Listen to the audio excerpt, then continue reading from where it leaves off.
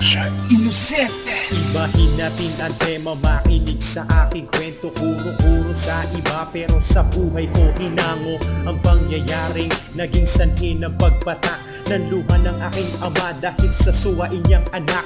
Isang bagay na dahilan ng lamat at pagguho, tinalikuran ng pamilya kapalit ang aking luho ni hindi intindi ang pwedeng maramdaman ng mabuti kong ama na binigay ang kalayaan na hiniling ko. Pati na din ang aking yaman, hindi madamang panahon, ibinigay agad-agaran. At alam niyang masakit pero lahat ay tiniis, maibigay lang ang gusto at matupad ang aking nais. Pinaubayan niya sa akin ang lahat ng desisyon, di sumalungat sa aking gusto kahit hindi pa siya sang-ayon sa pagkamit ko ng nais ko. Agad lumaon, naglakad ng palayo at di na muli pa lumingon. Ang pagmamahal ng aking ama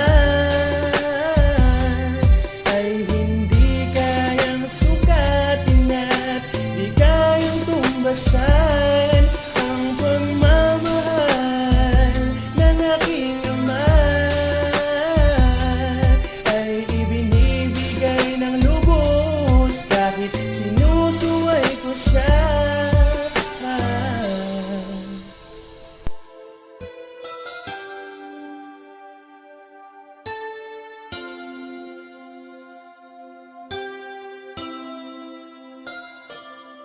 Ngayon ako ay nasa laya na tulad ng aking gusto. Di ko nabatid ang tama, sinunod lahat ng bisyo ni walang direksyon at suray-suray ang daan. Pananaw na lang ay bukas, limot na din ang nagdaan. At maling akala ko ay kalayaan. Unti-unti ko na palang niyakap ang kasalanan sa sariling pagpiring na nagdulot ng pagkabulag. Animo ay takot silip na humadlang sa liwanag na dapat natanaw, kaya ngayon ay nagsisisi. Ngayon alam ko na wala din palang permanente ang pera na uubos, kaibigan naglalaho.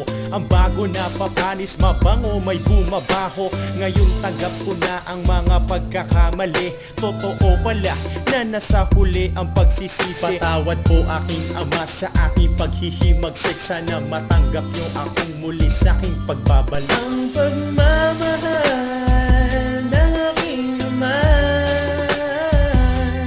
ay hindi kayang sukatin at di kayang tumbasan. Ang pagmamahal ng aking ama ay ibinibigay ng lubos kahit sinusuway ko siya. Sa ating pagbabalik, naging maliman na kinasadlakan na labis ko pinagsisihan ang dati at sa malagim ko nakaranasan. Muli ako tinanggap ng buo, naging malaki man ang aking kasalanan. Muling napayakap sa bisig ng aking ama, mga luhang kanyang pinunasan. Nabulag ako silaw sa kayamanan, naging manhidman ang makasarili. Ang tunay na yaman pala'y di kaya timbangin at wala sa mga salaping. Winaldas ko at nagpakasasa sa pag-aakalang wala ng bukas sa piniling landas na kahit magsisiwalang na pala. Isang bagay ang natutunan na umukit sa puso't isipan na kaya pa rin tanggapin ng ama sa likod ng mga nagawang kasalanan. At sa muling pagbabalik, tanggap ko na ang kamalian, kasabay ang isang aral na hindi ko malilimutan, na lahat nagtatapos at ang lahat ay may hangganan. Maliban sa pag-ibig, pasensya at kapatawaran na aking natanggap sa likod ng aking mga pagkakasala. Patawad po, salamat po sa iyo aking ama. Ang pagmamahal ng aking ama ay hindi kayang sukatin at di kayang tumbasan. Ang pagmamahal ng aking ama ay ibinibigay ng lubos kahit sinusuway ko siya.